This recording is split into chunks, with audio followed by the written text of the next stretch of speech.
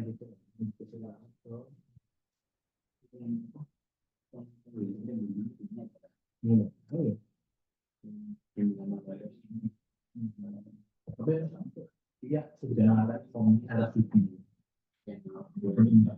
baik. Saya mulai. Assalamualaikum warahmatullahi wabarakatuh. Selamat siang, teman-teman semuanya. Oke, Waalaikumsalam warahmatullahi terima wabarakatuh. kasih teman-teman sudah join siang pada hari ini. Oke, siang hari ini saya akan memaparkan terkait plotting desain pembimbing tesis dan juga saya membuka open discussion ya buat teman-teman yang mau nanya terkait akademik program studi S2 Sistem Informasi.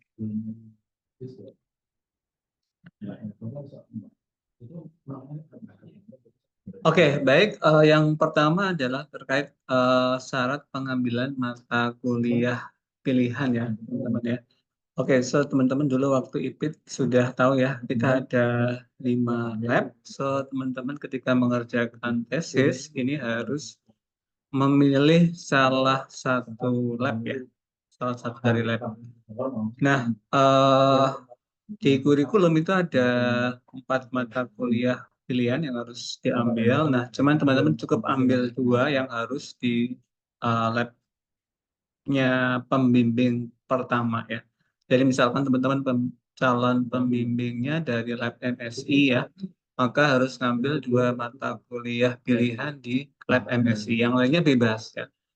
Tapi kalau mau ngambil keempat-empatnya di lab MSI juga boleh, malah even better. Jadi ambil 4 mata kuliah di MSI, oke. Tapi minimal 2, maksimalnya terserah ya. Boleh 2, 3, atau 4. Jadi biar teman-teman lebih fleksibel ya. Jadi cukup 2 aja yang harus di lab tesisnya, yang 2 lainnya bebas. Jadi boleh satunya dari lab sebelah, misalkan teman-teman TA-nya di lab MST, satunya boleh ngambil di SE, misalkan satunya boleh ngambil dari IKTI ya. Kalau mau fleksibel ambil 2 lab aja, dua-dua gitu ya. Misalkan masih bingung nih antara RDIB sama ADDI, misalkan ambil 2 dari lab RDIB, 2 dari ADDI. Teman-teman bisa pindah dua-duanya kan. Oke, tapi up to you. So basically teman-teman cukup ngambil 2 mata kuliah pilihan di lab tesisnya. Begitu ya. Nah, ini mata kuliah pilihan lab masing-masing lab. Nanti waktu FRS silakan diambil. Saya sarankan teman-teman FRS-nya hari Jumat ya. Atau minggu depan juga masih boleh, nggak apa-apa. Ketika teman-teman sudah fix dosen pembimbingnya ya. Jadi teman-teman saat ini kalau misalkan sudah kontak-kontak sama pembimbing is okay. Tapi kalaupun belum juga nggak apa-apa karena teman-teman bisa mulai diskusi setelah plotting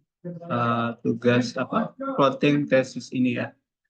So kalau belum kontak-kontak juga nggak apa-apa, kalau sudah juga nggak apa-apa. Tapi nanti be careful, finalnya adalah setelah plotting ini. Jadi mungkin nanti teman-teman ada yang sudah diskusi sama calon pembimbing, tapi ternyata kuota pembimbingnya udah penuh gitu ya, so nggak bisa. Jadi harus saya alihkan ke dosen yang lain. Begitu ya. Oke. Ini mata kuliah pilihannya lab MSc nanti saya share aja PPT-nya. So, silakan nanti dilihat di PPT-nya. Ada topik dalam e-government sama smart city, audit, manajemen investasi, dan produktivitas SIT. E-government sama tata kelola ini biasanya yang ngajar Pak Tony atau Pak Solik ya. Investasi Pak Apol, kemudian perilaku manusia di era digital itu Bu Reni Nadifati. Oke, mungkin teman-teman belum banyak kenal desain-desain S2 kita ya. Kita ada banyak ya, ada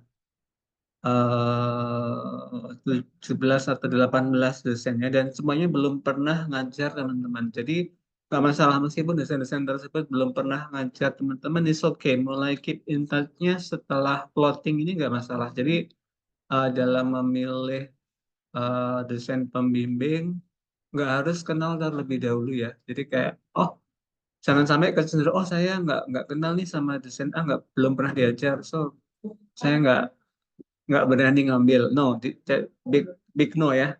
Nggak nggak berprestasi. So it's okay misalkan teman-teman belum kenal sama sekali dosennya, it's okay ya. Yang penting topiknya sesuai dengan minat teman-teman semuanya. Kayak gitu. Jadi misalkan saya sebutnya ada Pak Solik, mungkin teman-teman belum pernah tahu sama Pak Solik ya. It's okay, nanti setelah plotting akan saya kasih kontaknya Pak Solik ya. Silakan berdiskusi dengan beliau. Oke, kemudian ini adalah mata kuliah pilihan lab RTIB, ada soft computing, pemodelan dan analika prediktif, sistem kognitif, dan pemodelan analytical preskriptif. Ya, nanti saya kenalkan masing-masing dosennya ya. Oke, kemudian ada lab SE dan banyak dari dosen-dosen yang belum pernah ngajar S2 sama sekali. Nanti saya perkenalkan dan nanti setelah teman-teman dapat plotting beliau, silakan dikontak. Terus sekali lagi, meskipun beliau belum pernah mengajar, jadi teman-teman jangan dijadikan apa namanya kayak barrier gitu ya. Oh, saya belum pernah kenal beliau, saya nggak enak nanti kalau jadi bimbingan. No, no, jangan kayak gitu ya. Oke. Kemudian ada lab SE, ini ada 4 mata kuliahnya, ada topik dalam perilaku adaptif di bahasa organisasi, pemodelan dan simulasi, kemudian topik dalam sistem dinamik dan aplikasinya di berbagai bidang. Kemudian yang terakhir ada topik dalam manajemen proses bisnis. Kemudian ada lab IKT, ini yang paling banyak ya, dan mata kuliah pilihan. Nanti saya share silabusnya ya. Oke, take note aja. Nanti ini saya share juga PPT-nya. Kemudian ada lab ADDI, ini mata kuliah pilihan. Oke ya. Oke, nah kemudian SOP untuk pengajuan proposal eh, apa namanya proposal tesis ya. So di kurikulum kita ini teman-teman itu nggak ada mata kuliah khusus proposal tesis, nggak ada. Di kurikulum lama ada, tapi di kurikulum yang baru ini tidak ada. So basically mata kuliah proposal tesis ini embed dengan mata kuliah metodologi penelitian. Jadi nanti keluaran dari mata kuliah metode penelitian yang teman-teman ambil di semester 2 ini adalah proposal tesis ya. Jadi semester 2 ini harapannya teman-teman proposal tesisnya sudah selesai. Sehingga semester 3 teman-teman mengerjakan tesis sekaligus dikasih. Sehingga teman-teman bisa lulus dalam 3 semester ya. Oke, terus saya ulang lagi, semester 2 ini di metodologi penelitian luarannya adalah proposal tesis yang siap diujikan. Nanti semester 3 teman-teman tinggal mengerjakan tesisnya dan publikasi. Sehingga teman-teman harus bisa lulus dalam 3 semester. Gitu ya. Oke, nah ini timeline-nya buat teman-teman yang sudah Maret 2025, tapi teman-teman nggak masuk di sini, so saya skip aja ya. Ini buat teman-teman yang udah kemarin ngambil metode penelitian di semester kemarin. Ini buat teman-teman yang kemarin. Ya, so eh gini, jadi teman-teman nanti kan semester 2 ini ngambil metode penelitian. Hopefully teman-teman bisa selesai maju sidang proposal tesisnya itu ya di akhir mata kuliah metode penelitian ya. Idealnya kayak gitu, tapi worst case-nya teman-teman bisa maju sidang proposal itu sampai semester berikutnya. Jadi di semester 3 maksimal minggu ketiga sidangnya. Dan daftarnya minggu kedua. Jadi misalkan nih teman-teman semester 2 ini ambil metode penelitian dan apa namanya sudah ada draftnya, tapi di akhir kuliah semester 2 belum selesai misalkan. Itu bisa dilanjutkan, kan ada liburnya kan, bisa dilanjutkan sampai nanti maksimal maju proposalnya itu minggu ketiga di semester 3. Ya, itu poinnya. Ini kayak gitu. Oke, nah kemudian syarat majunya apa? Ini bisa dilihat di Metesis basically. Yang pertama adalah bimbingan minimal 8 kali. Jadi selama mata kuliah metode penelitian, teman-teman selain apa namanya mengikuti mata kuliah metode penelitian, teman-teman juga diminta untuk bimbingan dengan dengan pembimbingnya ya setelah diporting. Itu minimal 8 kali ya. 8 kali. Oke, jadi nanti begitu hari Rabu dapat dosen pembimbingnya yang sudah fix, diskusi dengan dosen pembimbingnya, sudah dapat judul nanti diajukan di tesis ya. Kemudian selama proses menyusun proposal tesis itu direcord di tesis, itu ada record bimbingannya. Nah itu minimal 8 kali. Nanti kalau nggak bimbingan selama 8 kali, maka teman-teman tidak bisa mendaftar sidang proposal tesis ya. Jadi minimal harus bimbingan 8 kali dan terrecord di log bimbingan di tesis. Otherwise nggak bisa maju proposal tesis. Kemudian syarat yang kedua adalah teman-teman harus sudah tes TOEFL walaupun hasilnya tidak 477 ya. Jadi harus tes TOEFL yang terbaru. Nanti harus saya cek di UPT bahasa ya. Kalau belum ada namanya nggak boleh ikut. Walaupun nilainya belum 477 oke. Syukur-syukur sudah 477 nanti bisa digunakan untuk syarat yudisium juga. Kalau belum 477 uh, artinya teman-teman harus tahu ya apa yang harus dilakukan. Misalkan TOEFL-nya masih di bawah 400 kan jauh banget ya. Oke, so apa namanya effortnya jadi ekstra nih ya. Jadi selain mengerjakan proposal tesis juga apa namanya bahasa Inggrisnya juga apa namanya harus diperbaikin ya. Ada banyak cara ya, jadi nggak ada yang instan sebenarnya. Tadi sebenarnya silakan datang ke UPT Bahasa, di sana ada pilihan. Ada kelas persiapan TOEFL, ada berbagai kursus ya macam-macam ya. Whatever you do, but you must do effort ya untuk mendapat bahasa sampai 4.7. Sehingga nanti harapannya ketika maju sidang tesis sudah tidak ada kendala dengan bahasa. Dan sekarang apa namanya TOEFL 4.7 dan yang setara ya, benar sudah saya share beberapa alternatif selain TOEFL di ITS itu menjadi syarat maju sidang ya, bukan syarat yudisium lagi, tapi syarat maju sidang tesis. Jadi teman-teman kalau misalkan eh, TOEFL-nya belum 4.7, meskipun tesisnya belum selesai, belum bisa maju sidang, belum bisa mendaftar sidang tesis. Jadi proposal sama TOEFL ini menjadi prasyarat untuk bisa maju sidang tesis. Ya, be aware ya. Oke. Nah, berikutnya ini untuk sidang akhir tesisnya untuk yang Maret 2025. Sebenarnya ini kurang relevan dengan teman-teman karena teman-teman masih satu semester lagi. Tapi bagi teman-teman yang kemarin belum sempat proposal ya dan belum selesai uh, apa namanya tesisnya, maka periode apa namanya pendaftaran sidang tesis terakhir untuk wisuda Maret atau April ya, April 2025 itu adalah 17 Januari. Kemudian sidangnya maksimal tanggal 24 Januari ya. Kemudian ini sorry tipun seharusnya syarat sidang tesisnya ya ini harus minimal 8 kali juga dari total bimbingan itu dari proposal sampai selesai minimal 16 kali bimbingan ya 16 kali bimbingan ya jadi 8 kali minimal di semester 2 dan 8 kali minimal di semester 3 totalnya 16 kali bimbingan oke. Kemudian tadi saya bilang bahwa tes TOEFL ini, hasil TOEFL 477 ini syarat untuk mendaftar sidang akhir tesis ya. Sidang akhir tesis. Oke, seperti itu. Oke, kemudian berikutnya adalah monitoring bimbingan tesis ya. Ini jadi intinya eh, ekspektasi saya sebagai Kaprodi Pasca, teman-teman ini lulus tepat waktu ya. Jadi masalah di S2 kita itu banyak yang molor.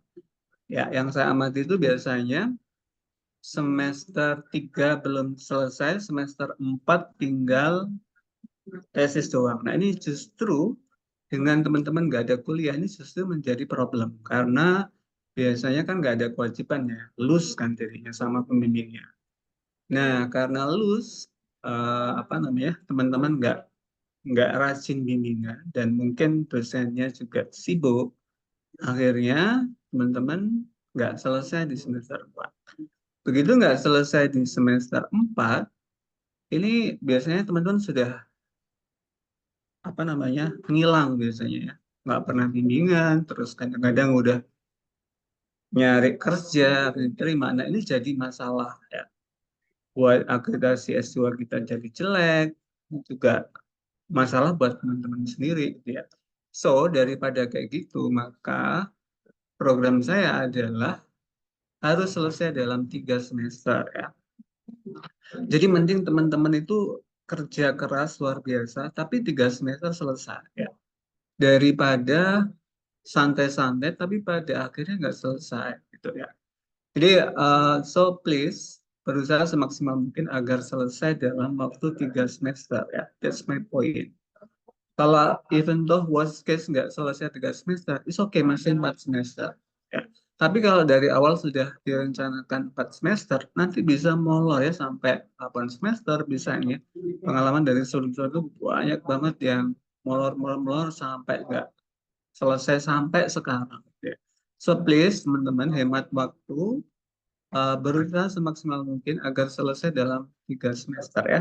Oke, nah maka sebagai upaya untuk agar teman-teman ini selesai tepat waktu 3 semester ini, sebenarnya yang bisa bantu adalah teman-teman sendiri ya. Harus rajin bimbingan ya.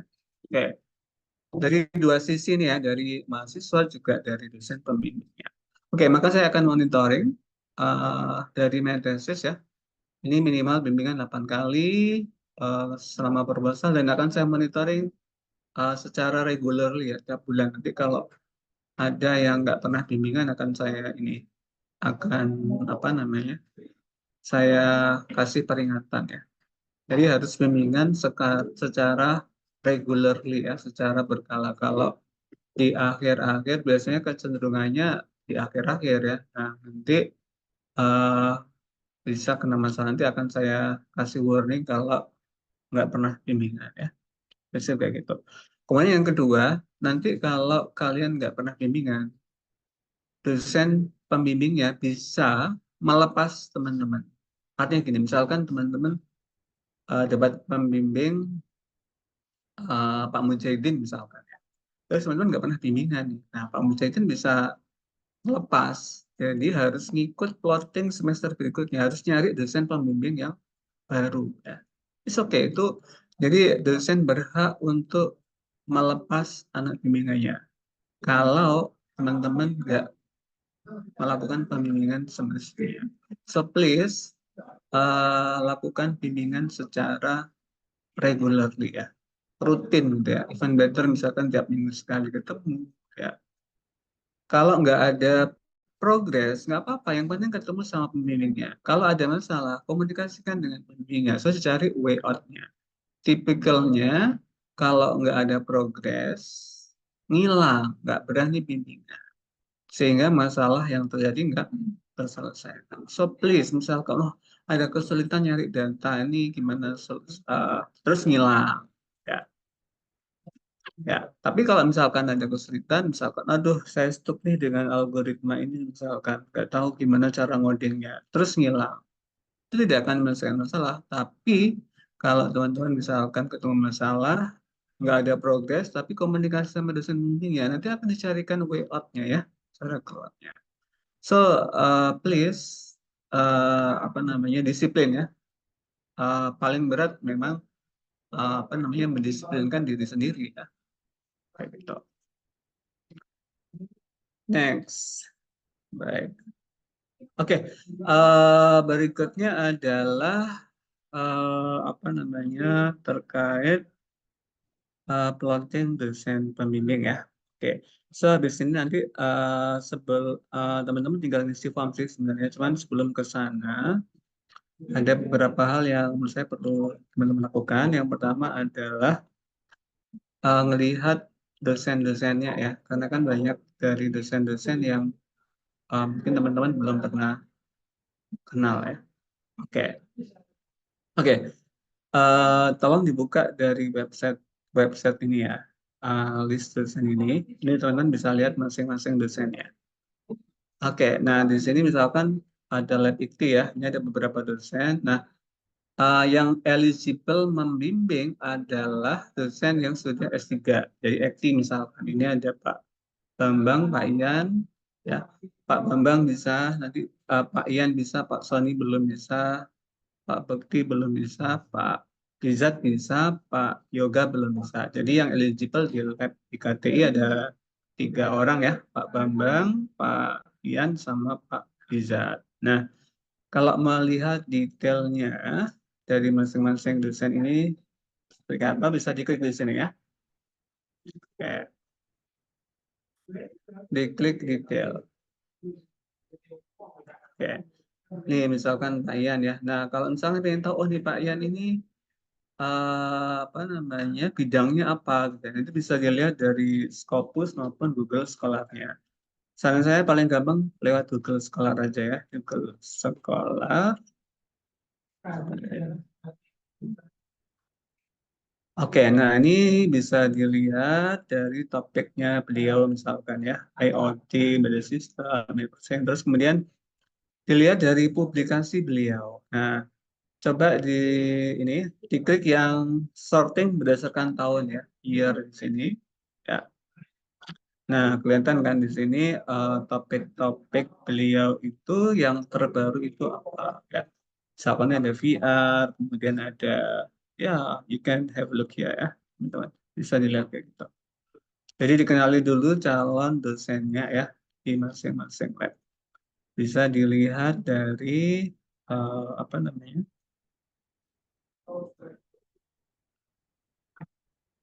Bisa dilihat dari apa namanya? Google Scholar-nya.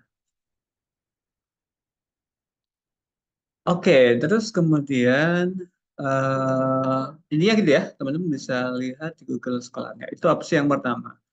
Kemudian berikutnya adalah eh, yang kedua adalah dilihat dari penawaran judul tesis ya. Tadi sudah saya kirim linknya. Nanti silakan dilihat di situ judul-judul apa aja yang ditawarkan oleh beliau. Ya. Kemudian yang ketiga adalah di My Thesis sendiri itu sudah ada fitur penawaran judul ya. Coba dilihat di situ juga. Oke, baik saya lanjutkan dulu. Ini dosen-dosennya ya. Dari lab IKT itu ada Pak Bambang, ada Pak Ian, sama Pak Izat ya. Nanti silakan dilihat profil penelitiannya dari Google Scholar-nya atau Scopus-nya ya. Oke. Kemudian berikutnya di lab MSI. Ini yang eligible aja ya teman-teman ya. Ada Bu Reni Nadifadin, ya. Kemudian ada Pak Apol pribadi. Ya, nanti detailnya silakan dibuka di masing-masing. Terus kemudian berikutnya ada Bu Febi nih yang baru ya. Di Lab MS ini sepertinya dosennya sudah penuh-penuh ya. Yang masih banyak yang kosong ada Bu Febi Arturini Mokmadiro. Ini dosen baru yang semester ini insya Allah sudah aktif kembali, so masih fresh S3-nya ya, sehingga nanti teman-teman bisa melanjutin S3 beliau gitu mungkin topiknya. Kemudian ada juga Pak Solik ya, jadi di MSI ada 4 orang, ada Bu Reni, Pak Apol pribadi, Bu Feby, sama Pak Solik ya. Oke. Nanti detailnya silakan dilihat tadi ya di profil Google Scholar, search by tahun, kemudian di list penawaran judul TA. Kemudian berikutnya bisa juga dilihat dari tesis ya di penawaran judul tesis. Oke, kemudian berikutnya dari lab RTIP. Ini di RTIP itu paling banyak yang eligible ya. Ada Pak Faizal, kemudian ada Pak Arif Junaidi, kemudian ada saya sendiri, kemudian ada Bu Retno Aulia Finakti atau Bu Vivin, kemudian ada Bu Amalia, dan juga ada Bu Dewi Anggraini ya. Banyak sekali di RT ini, RTIB ini dosen yang eligible. Kemudian di lab ADDI ada Bu Iin atau Prof. Nur Aini. Nanti Bu Iin setelah ini akan menawarkan akan apa namanya presentasi langsung ya. Dia akan menawarkan topik-topik judul tesis. Kemudian ada Pak Aris Cahyanto ya dan Bu Raras Maya Indraswari. Jadi ada 3 ini yang eligible dari lab ADDI ya.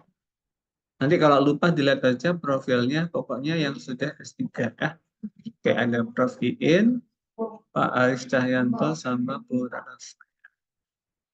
Oke, kemudian yang terakhir dari sistem enterprise, ini yang eligible ada ada 4 orang. Yang pertama adalah Prof. Mendrawati, kemudian Prof. Erma Suryani, kemudian ada Pak Arif Wibisono, ya.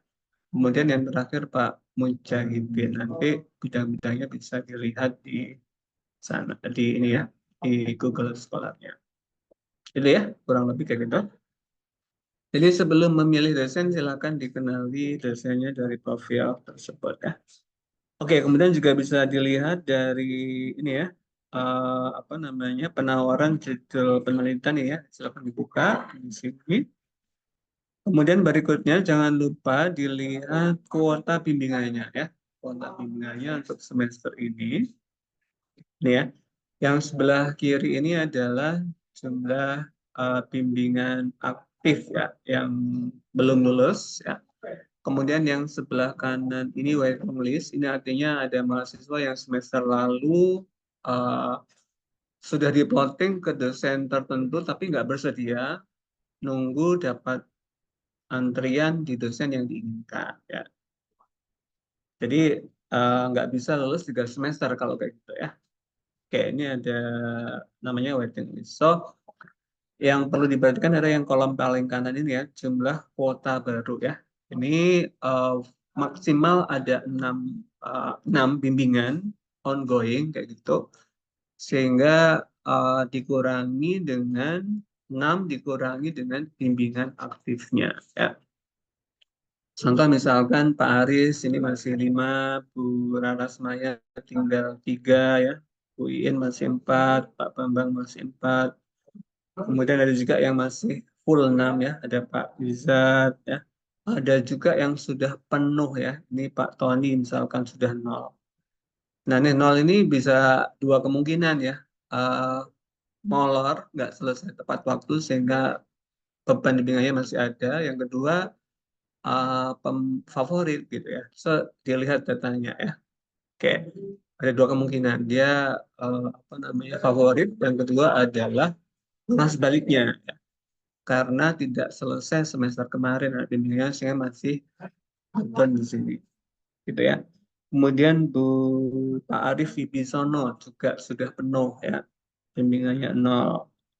Kuota bimbingannya. Sehingga dosen-dosen yang kuota bimbingannya 0 ini tidak bisa dipilih kembali ya, tidak bisa dipilih ya.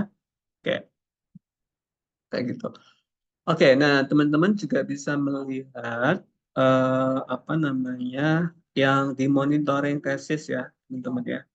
Mungkin bisa melihat successful rate-nya ya. Yang ini sudah saya lihat di sini ya. Di sini kan ada dosen pembimbingnya siapa, jadi teman-teman bisa menyimpulkan sendiri dosen mana yang tepat waktu, artinya semua anak bimbingannya selesai semuanya, dan mana dosen yang anak bimbingannya belum, nggak ada yang selesai. Nah, teman-teman, kita kan terbuka ya, saya terbuka, saya share datanya, so teman-teman bisa menjadi salah satu faktor untuk memilih dosen pembimbing ya. Bisa dilihat di data yang sudah saya share ya, successful rate-nya. Jadi yang bimbingannya ada dosen yang bimbingannya banyak dan selesai semua gitu ya. Ada sebaliknya dosen bimbingannya banyak nggak selesai semua. Ada yang normal-normal ya. Oke, so bisa dilihat sebagai salah satu pertimbangan dalam memilih dosen pembimbing. Oke, berikutnya kalau sudah teman-teman nanti bikin apa namanya abstrak ya, kira-kira topik tesis yang mau dikerjakan apa gitu ya. Bisa melanjutkan S1 atau whatever your interest gitu ya. Tolong disiapkan abstrak aja maksimal 500 kata untuk disubmit di form pengalokasian desain pembimbing ya. Nanti silakan di link yang kemarin yang sudah saya share, silakan diisi. Ini teman-teman memilih nominasi ya, nominate 8 dosen calon pembimbing sesuai dengan urutannya ya, sesuai dengan urutannya. Prioritasnya ya, silakan dipilih siapa pilihan pertama, kedua sampai yang ke-8. Jadi kayak gitu. Oke, nanti setelah teman-teman ngisi, nanti dosen calon dosen pembimbing akan memilih nih, misalkan ada dosen yang kuotanya cuma 2, tapi yang memilih ada 5. Nah, maka dosen tadi akan memilih 2 yang dipilih. 3-nya kan nggak dapat dosen yang A tadi misalkan. Nah, 3-nya ini akan dialokasikan ke pilihan kedua. Kalau pilihan keduanya udah penuh, dialokasikan ke pilihan ketiga dan seterusnya ya. Jadi nanti semuanya akan dapat dosen pembimbing. Ya. Oke, nanti apa namanya hari Rabu terakhir jam 1 ya. So apa namanya paling lambat hari Kamis akan saya share hasil plottingnya. Oke, setelah dapat hasil plottingnya nanti dosen hasil plotting ini akan saya jadikan dosen wali teman gitu ya. Oke, intinya seperti kayak Oke, baik. Mungkin itu dulu dari saya.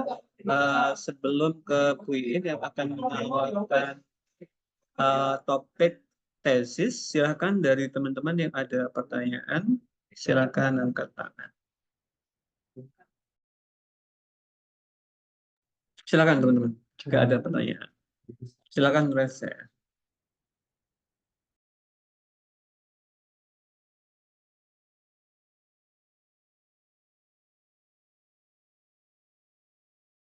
Ya, baik. Silakan Mas Fikri. Ya, baik. Terima kasih atas kesempatannya. Assalamualaikum warahmatullahi wabarakatuh. Saya Fikri Yoma, Waalaikumsalam. izin bertanya untuk apa untuk eh, pemilihan dosen kan di plotting nanti hari Kamis mungkin ada outputnya ya. Nah, jika sebelum hari Kamis itu eh, mahasiswanya eh, berusaha untuk apa namanya itu komunikasi terlebih dahulu dengan dosen pembimbingnya sebelum di plotting. Maksudnya sebelum hasil output plottingnya, tapi apa namanya bisa komunikasi terlebih dahulu. Apakah cocok atau tidak seperti itu? Kalau dari saya nggak perlu karena komunikasinya nanti aja setelah plotting. Tapi kalau teman-teman mau initiate discussion juga nggak apa-apa ya. Jadi optional. Optional Mas, boleh diskusi dulu sama dosen pembimbingnya. Belum diskusi juga nggak apa-apa nanti karena nanti saya akan confirm ke dosen calon dosen yang teman-teman pilih ya. Kalau beliau oke, nanti teman-teman bisa lanjut diskusi setelah saya plotting ya. Baik, baik. Ya gitu. Terima kasih. Ya.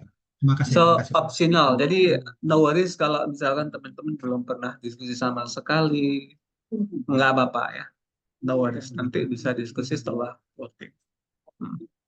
Oke, terima kasih Fikri sudah bertanya. Silakan, ada lagi? Ya, baik. Berikutnya Mbak Aira, silakan. Iya, baik. Terima kasih untuk kamu, Klason, atas Hmm. kesempatannya. Izin bertanya, Pak, terkait FRS. Untuk FRS kan nantinya kan bakal di-approve ya, Pak. Itu yang approve dosen baru setelah dosen wali baru setelah eh, dari plottingan ataukah dari dosen wali saat semester 1, gitu, Pak. Terima kasih. Oke, baik. Baik, untuk semester 2 ini, nanti yang ACC, dosen baru ya, hasil plotting. Maka tadi saya sarankan untuk FRS-nya hari Jumat saja ya, karena S2-nya kan sebenarnya nggak ada masalah milih kelas, nggak ada hal-hal yang kayak gitu ya.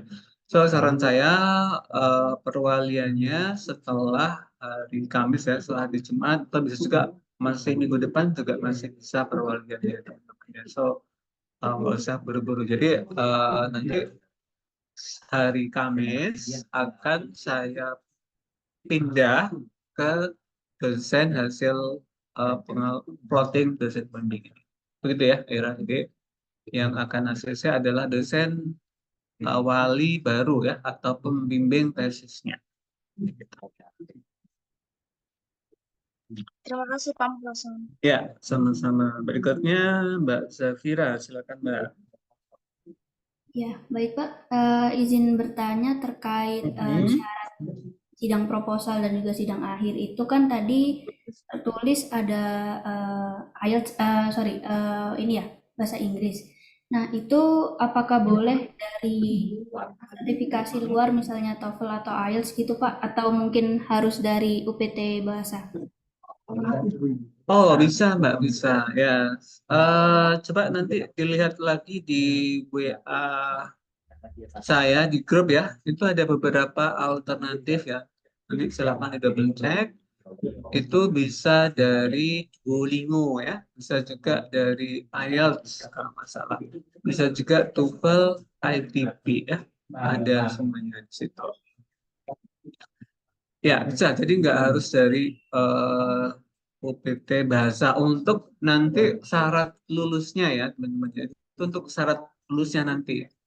Jadi untuk syarat lulusnya nanti. Tetapi untuk apa namanya mendaftar proposal tesis ini harus di UPT bahasa ya, harus di UPT bahasa. Nanti saya ngeceknya di UPT bahasa. Kalau di UPT bahasa belum pernah tes, maka belum bisa maju sidang proposal tesis.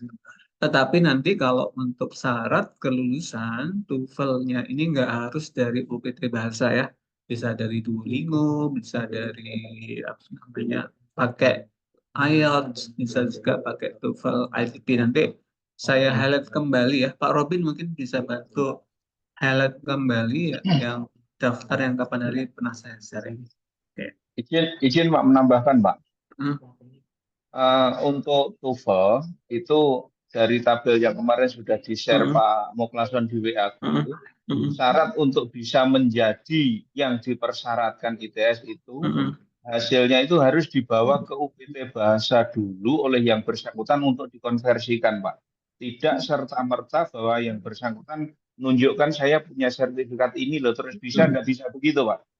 Jadi harus dibawa dulu ke UPT Bahasa, dikonversikan di UPT Bahasa sampai muncul di pengumumannya UPT Bahasa yang ber-NRP S2. Begitu Pak. Oke, baik. Terima kasih Pak Robin. Ya, jadi Pak Robin tadi menambahi bisa dan untuk bisa diakomodasi itu syaratnya adalah dikonversi dulu ke UPT Bahasa. Jadi misalkan teman-teman sudah punya TOEFL ITP ya 500, nanti silakan datang ke UPT Bahasa untuk dikonversi ke sistemnya UPT Bahasa ya. Sehingga nanti ketika saya cek di di UPT Bahasa, di websitenya UPT Bahasa itu sudah muncul ya pakai NRP-nya teman-teman, nanti akan muncul dia sudah lulus atau begitu ya. Mudah-mudahan bisa dipahami saya berat. Baik, terima kasih Pak. Ya, sama-sama.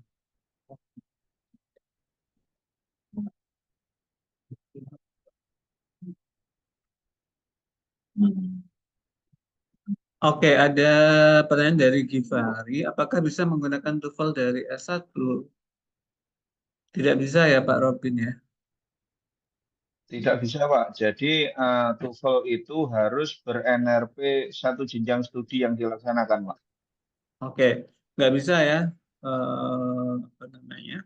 Harus tes lagi pakai NRP S2 karena yang tercatat di UPT Bahasa pada saat S1 itu adalah NRP S1 dan SIM Yudisium kita langsung integrasi ya. Kayak gitu. Oke, saya harus tes TOEFL lagi gitu. Oke, berikutnya Mas Muhammad Fadil, sorry. Silakan Mas Iya, Fadil. oke, baik. Suara saya terdengar, Pak ya? Ya, Ya, terdengar. Monggo Mas. baik. Terima kasih, Pak. Terima kasih. Hmm? Saya ingin Mm-mm. bertanya terkait yang di Google Form ini, pengalokasian Mm-mm. dosen pembimbing, itu kan Mm-mm. Kenapa? ada nominasi pembimbing urutan 1, 2, 3, sampai urutan ke-8. 8. Nah, itu Betul. bagaimana, Pak ya?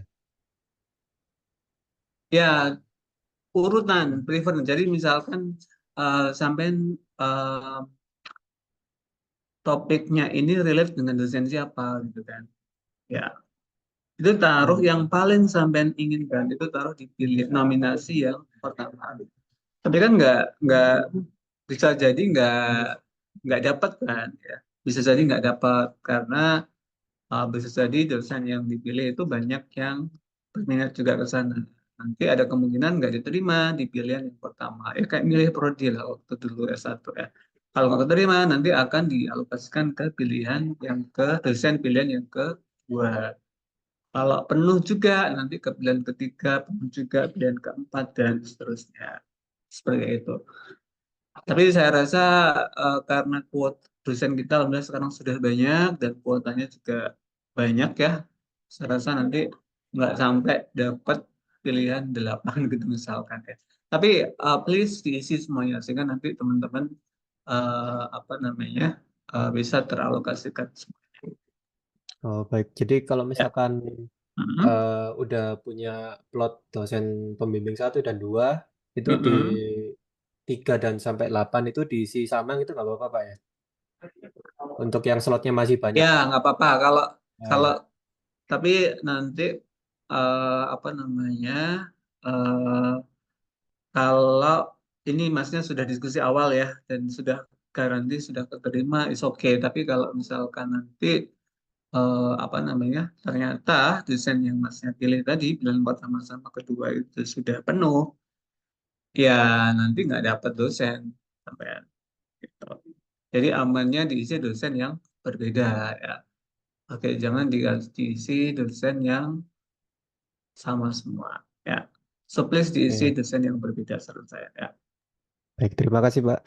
Ya, oke, sama-sama. Berikutnya Mas Pramadita Wirawan. Ya, silakan Mas. Ya, eh, Pak, izin bertanya, untuk Hmm. jadwal kelasnya apakah sudah ada ya, Pak? Soalnya takutnya nanti kalau misalnya Jadwal kita kelas ngambil apa? kelas, jadwal kelas untuk mata kuliahnya, Pak.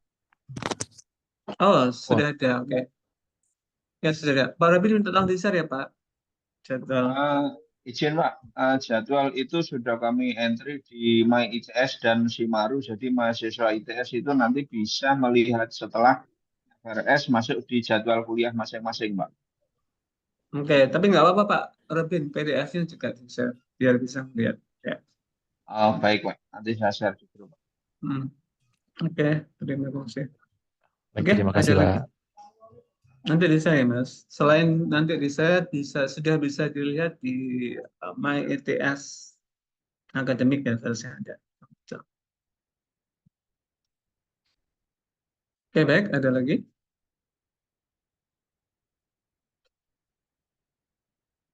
Oke, baik. Kalau nggak ada, sebelum saya serahkan ke Prof. Iin yang akan menawarkan topik tesis, sekali lagi saya harap ya teman-teman, please, saya expect teman-teman bisa lulus dalam 3 semester. So, akhir semester 2 ini proposalnya harus sudah jadi, semester 3 selesai tesisnya ya. Mohon kerjasamanya. Ya, pengalaman data saya menunjukkan bahwa kalau nggak selesai dalam 3 semester itu akan molor-molor terus ya. So please berusaha semaksimal mungkin teman-teman bisa selesai dalam waktu 3 semester ya. Jadi gampangannya gini loh, Rek, apa? Mending aku kerja keras di awal tapi segera selesai cari kesibukan lain daripada sampai kerja setengah-setengah tapi molor-molor-molor. Banyak ini sudah keterima kerja di mana S2-nya nggak selesai. Itu akan merugikan sekali buat prodi ya. Karena nanti ketika akreditasi rata-rata lulusannya berapa semester. Ya, S2 SI ini sebenarnya bagus. Cuman yang poin paling jelek adalah rata-rata masa studinya ya. Rata-rata sebelum-sebelumnya itu 5 something. Jadi teman-teman S2 SI ini lulusnya itu 2,5 tahun rata-rata. Banyak yang 3 tahun. Itu kan jelek banget. So saya nggak mau itu terjadi lagi. So please help me ya, help us and help yourself ya, untuk bisa selesai kuliahnya dalam 3 semester. Ya. Saya sangat yakin ya itu bisa karena data terbaru kemarin ada 4 mahasiswa yang bisa selesai dalam 3 semester ya. 3 semester termasuk publikasinya loh ya. Itu dalam waktu 3 semester 4 orang ya. Alhamdulillah saat ini kita sudah datanya menunjukkan bahwa kita semakin bagus ya. Lulusannya semakin banyak ya. Kemarin itu baru pertama kali ya rekor nih. Wisuda September nanti lulusan S2 kita itu lebih banyak ketimbang S2 informatika. Itu luar biasa menurut saya karena secara jumlah mahasiswa lebih banyak informatika ya. Tapi September nanti lulusan kita lebih banyak ya daripada S2 informatika. Dan hopefully teman-teman juga bisa lulus ya tepat waktu 3 semester. Kan hemat ya teman-teman, hemat uang 10 juta ya. Oke, so silakan dipacu teman-teman sendiri agar lulus tepat. Oke, itu aja dari saya. Berikutnya saya beri kesempatan ke Prof. Iin untuk mempresentasikan penawaran topik tesisnya. Monggo Bu Iin.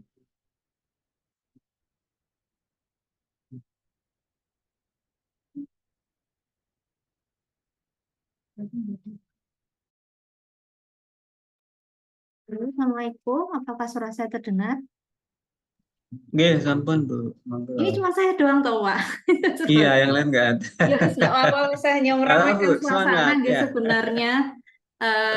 Saya panggil Mas dan Mbak ya, di sini kayaknya saya juga udah banyak yang kenal, kan ada yang fast track ya Pak, dari F1 juga ada Ya, fresh graduate juga gitu ya. Jadi sebenarnya pun saya mau mengenalkan dan tidak, karena sebenarnya bimbingan saya itu sudah lumayan banyak.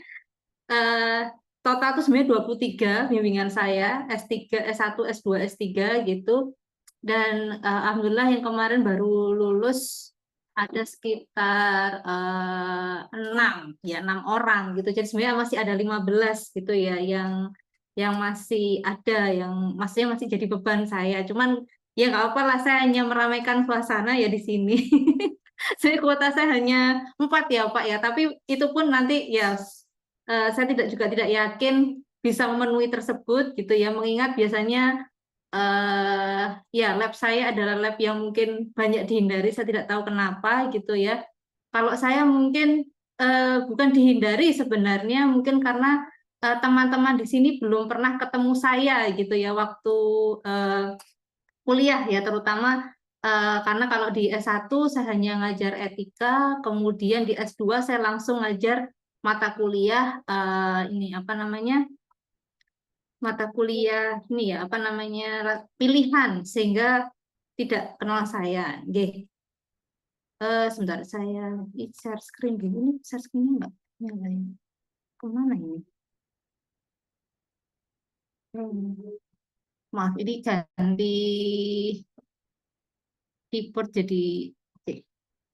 Baik, saya share screen. Ups, nggak mau ini ya. Alt tab. Maaf.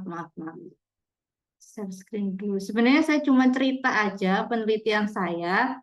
Kalaupun judul bisa kita create ya, create bareng, atau mungkin nanti kita bisa diskusikan gitu ya. Oke. Baik. Ini saya Nuraini Rahmawati, saya dosen lab ADDI. Mungkin kalau di sini yang pernah S1 gitu ya dari ITS punya sudah kenal saya gitu ya. Saya mengajar etika. Ya mungkin teman-teman di sini ngertinya saya etika, tapi sebenarnya banyak penelitian yang sebenarnya saya lakukan. Nanti bisa lihat di Google Scholar saya atau di Scholar ITS ACID. Kalau Google Scholar mungkin akan penuh dengan ini ya etika, tapi kalau misalkan Mas di sini lihat Scholar ITS ACID, lah itulah penelitian saya sebenarnya gitu ya. Nah, Oke, saat ini saya riset terkait karena saya di sini sebagai wakil kepala pusat kajian hal ITS gitu ya. Saya punya riset gitu ya, saya cerita aja riset saya ada yang namanya Teratai. Ini bekerja sama dengan Bank Indonesia, Komite Nasional Ekonomi Syariah, di mana kami mengembangkan sebuah sistem ketelusuran halal gitu ya dari unggas termasuk dari sapi, ayam, bebek gitu ya sampai ke ini ya dari apa namanya dari peternakan ke rumah potong hewan sampai dia menuju ke pelaku UMKM dan sampai ke orang gitu. Jadi from farm to table gitu ya dari peternakan sampai menuju ke ini jadi riset yang sudah saya lakukan gitu. Tapi banyak sekali pengembangan yang masih perlu dilakukan. Dan insya Allah ini segera launching juga gitu ya di acara Indonesia Syariah Festival gitu ya. Jadi kalau teman tertarik bisa mengunjungi website ini Riset ITS Teratai. Nah ini sudah banyak rumah potong hewan dan UMKM yang bergabung di sini. Jadi bisa menelusuri hal dari awal sampai akhir gitu ya, dari hulu ke hilir gitu ya. Ini salah satu penelitian yang saya buat gitu ya, ada websitenya gitu ya. Nanti bisa ke sana aja. Nah, ini bentuknya seperti ini ketika Anda melakukan scan QR code nanti ke QR code produk. Nah, nanti ini di sini akan terlihat ini apa namanya dari awal hewan itu masuk, siapa penyembelihnya. Jadi kalau di kami itu ada istilahnya juleha, juru sembelih halal gitu ya, sampai tertelusur dari dia masuk industri misalkan apa ya, industri nugget gitu ya, sampai menuju ke UMKM di sini atau pelaku usaha. Nah, ini bisa ditelusuri dengan sebuah QR code gitu ya. Ini yang kerjasama dengan Bank Indonesia dan sampai saat ini masih berlangsung gitu ya. Tim kami ada sekitar 6 orang di sini. Kemudian selanjutnya adalah ini juga kami bekerja sama dengan Bank Indonesia sekali lagi ya, tapi beda divisi. Kalau tadi divisi syariah, kalau ini divisi riset institut gitu ya. Kayak misalkan kalau di kita istilahnya di RPM-nya. Jadi kami mengembangkan ini barengan dengan teman-teman informatika. Di sini ada sekitar 50 tim dosen dan mahasiswa di bawah yang saya pimpin gitu ya. Di sini mereka juga ada lomba ikut macam-macam gitu ya, ada yang S2, ada yang S3 juga. Jadi kami mengembangkan namanya CR Halal, membuat sistem informasi halal berbasis AI dan augmented reality, juga ada gamification-nya gitu ya. Jadi kami melakukan pelacakan objek, navigasi gitu ya. Selanjutnya kemudian ketika dia sampai ke tenanya, ini mirip kalau tahu Pokemon Go nggak? Jadi Pokemon ini versi Pokemon Go versi syariah gitu ya. Nah, di sini ketika dia sudah mengunjungi, nanti dia akan mendapatkan poin gitu, dapat poin. Ini pakai sistem kayak game gitu. Nah, nanti poinnya bisa diganti. Nah, ini seperti ini yang sudah kami kerjakan gitu ya.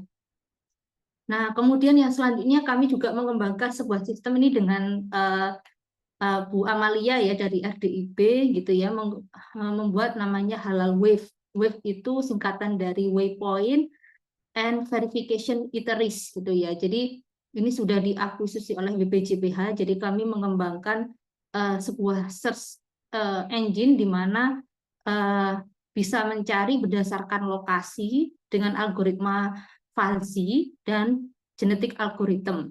Nah, ini juga sudah akan banyak hal yang bisa kita istilahkan kita ambil tesisnya dari sini karena di sini masih belum ada optimasi terkait bagaimana database-nya. Jadi kalau saya memang lebih banyak main di teknologi database dan nulis graph di situ.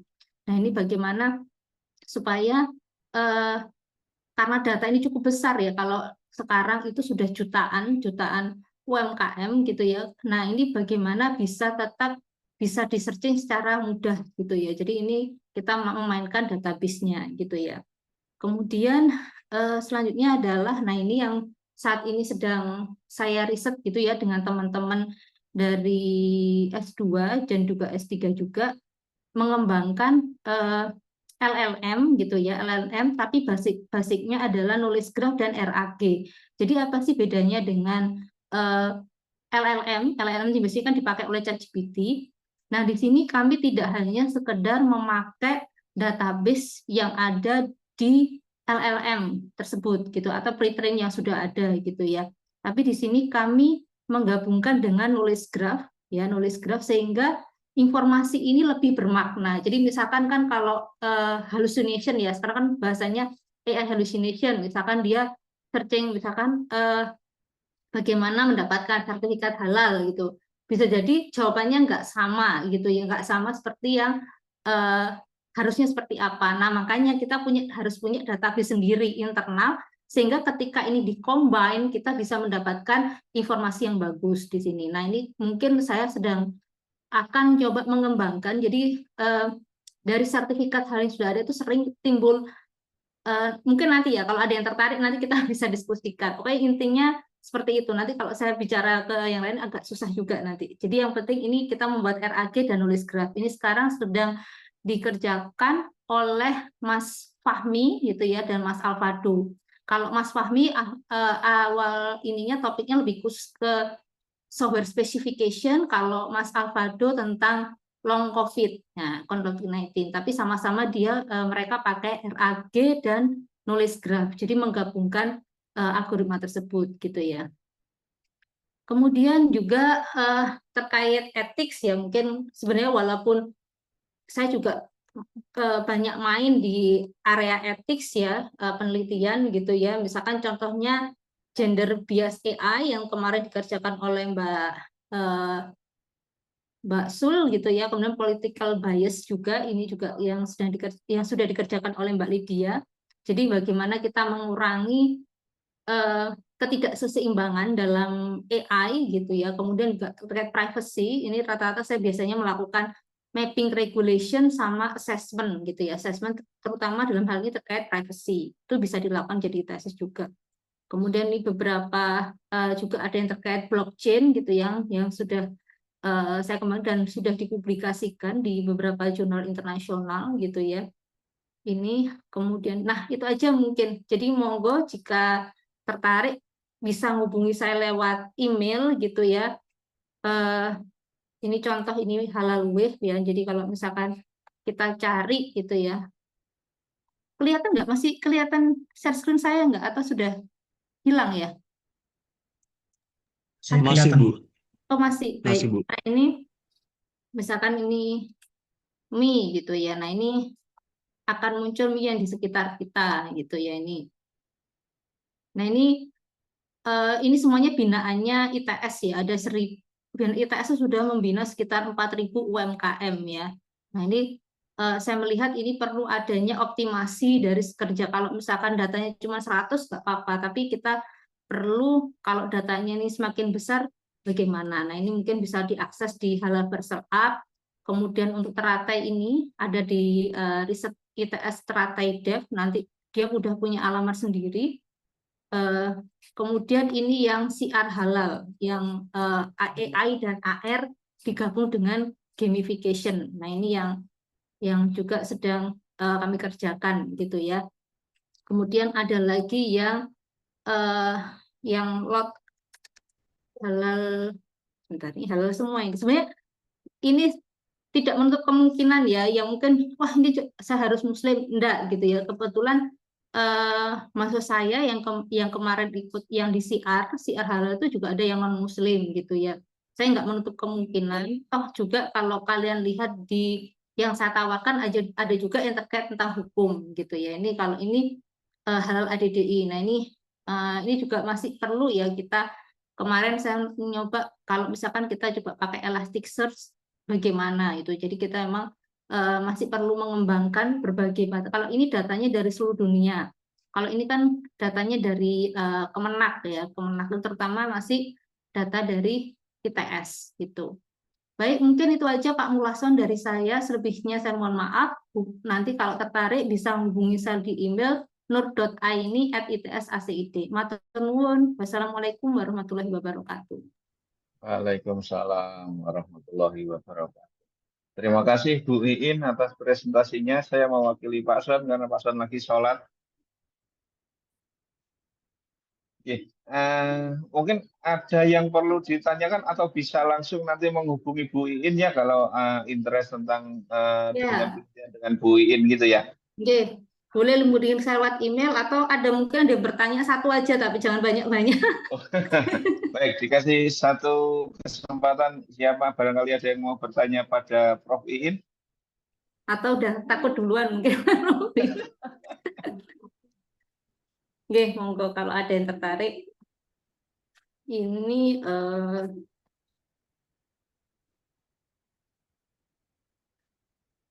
Oke, Mas Jenendra Abimakerti, silakan. oh ya, Jenendra.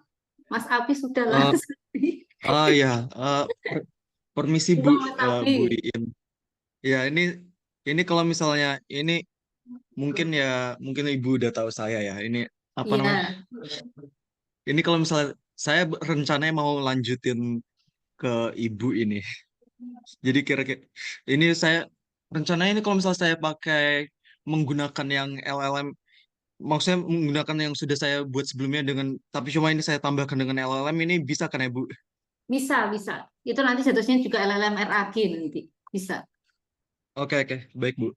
Ya. Ini saya sejauh ini rencananya baru nulis di judul sama abstraknya itu menggunakan LLM, tapi cuma belum saya kembangkan lagi. Oke, saya tunggu Mas Abi. Tapi saya belum tinggal pencet submitnya aja sih Bu. Oke, baik. Saya tunggu ya. Ya baik, Bu. Oke, matur nuwun Mas Abi. Sama-sama Bu. Terima kasih Mas Abi. Ya, saya kira mungkin begitu ya. Nanti bila ada yang berminat, silakan menghubungi Prof. Iin melalui email yang sudah ada di chat. Dicatat emailnya, nanti langsung menghubungi Bu Iin. Oke, sekalian izin Bu Iin, dikira sosialisasinya sudah cukup. Terima kasih kehadirannya semuanya. Saya tutup ya Bu Iin semuanya.